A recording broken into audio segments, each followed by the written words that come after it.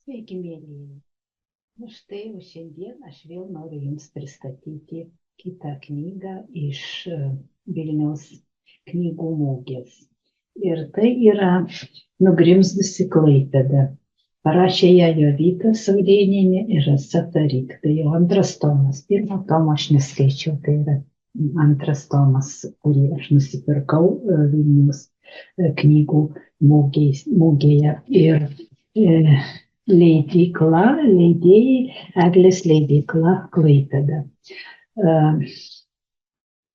Aš pati gyvenau Klaipėdoje virš 30 metų, tai mane labai sudomino šita istorinė knyga. Ir šis leidinys tai tarsi laiko mašina, nukelianti į senąją Klaipėdą, miestą su 750 metų istorija.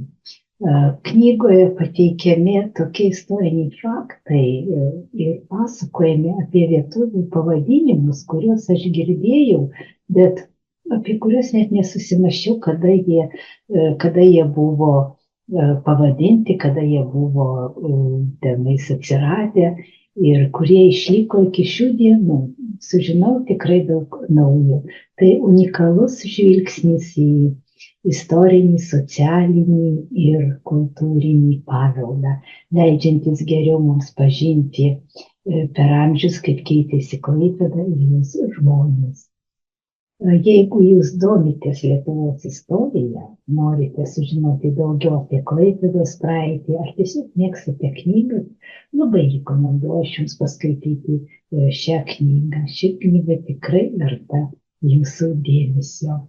Parašykite komentaruose, ką manote apie tokius istorinius leidinius. Pasidalykite savo nuomonę komentaruose.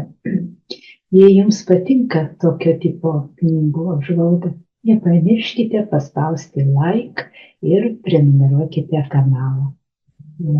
Laukia dar daugiau įdomių rekomendacijų. Dėkoju jums už dėmesį ir iki sekančių susitikimų.